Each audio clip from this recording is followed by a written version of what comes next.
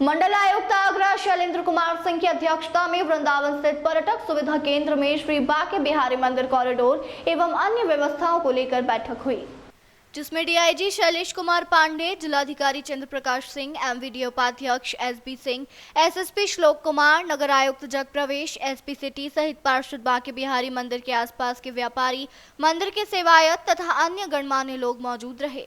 बैठक में श्री बाके बिहारी कॉरिडोर से संबंधित लोगों के सवालों, उनकी समस्याओं और अपेक्षाओं को सुना गया।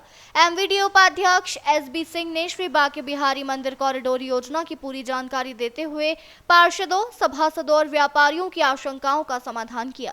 साथ ही संबंध में माननीय उच्चतम न्यायालय में चल रही कार्यवाही से अवगत कराया। जिलाधिकारी ने सभी के सवालों का जवाब दिया। बैठक के अंत में आयुक्त महोदय ने सभी को आश्वस्त किया कि बैठक में रखी गई समस्या को संज्ञान में लेकर एवं रखे गए सुझावों पर विचार कर उचित समाधान का रास्ता निकाला जाएगा। सभी को उचित मुआवजा दिया जाएगा। वहीं डीआईजी महोदय ने भी आश्वस्त किया कि श्री बाके बिहारी मंदिर कॉरिडोर निर्माण में किसी का भी अहित नहीं होने दिया जाएगा। देखिए, आप जैसा आप सभी जानते हैं कि माननीय सुप्रीम कोर्ट से कॉरिडोर के बारे में ग्रीन सिग्नल मिला हुआ है और उसके तहत अब यहाँ पर कॉरिडोर बनाए जाने का उपक्रम चल रहा है। उसमें जितने स्टेक होल्डर्स हैं उनसे लगातार पिछले एक हफ्ते से हम लोग लगातार उनसे बातचीत कर रहे हैं ताकि जो उनकी बातें हैं सामने तक आ जाए। मैं इस बात के लिए आज जो भी प्रतिभागी थे सभी बहुत बधाई दूंगा कि बहुत ही सकारात्मक माहौल में बातचीत हुई। आप सभी लोग जानते हैं कि ठाकुर बाके बिहारी जी के मंदिर में दर्शन करने में जो आज क्राउड आ रही है उसको देखते हुए हमारी व्यवस्थाएं कम हैं, तो उसके लिए कॉरिडोर का कॉन्सेप्ट आया है। वहाँ की व्यवस्था बेहतर हो, प्रबंधन बेहतर हो, उसके लेकर के आज चर्चा हुई है।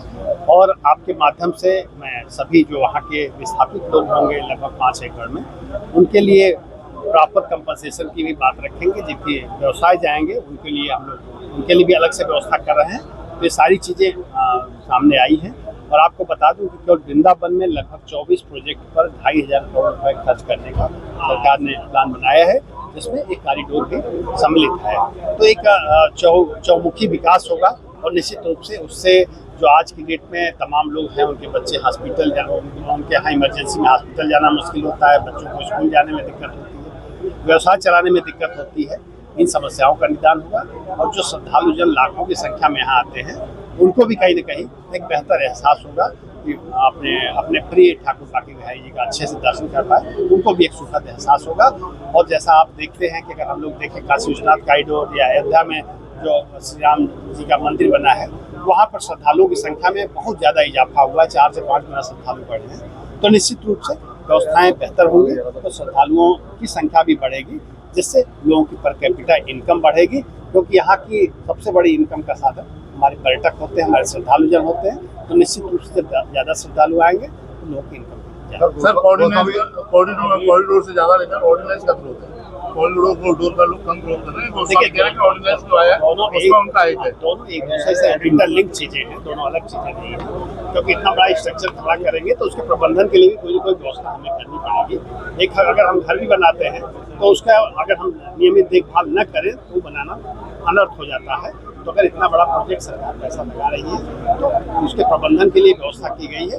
और आपको ये आश्वस्त करते हैं आपके माध्यम से कि जो वर्तमान पूजा पद्धति है, जो विभिन्न पर्व त्योहारों पर व्यवस्थाएं होती हैं ये सेवायत परिवार द्वारा, उसमें किसी भी तरह का कोई हस्तक्षेप नहीं रहेगा और व्यवस्थाएं यथावत चलती रहेंगी और किसी को कोई असुविधा नहीं आएगी।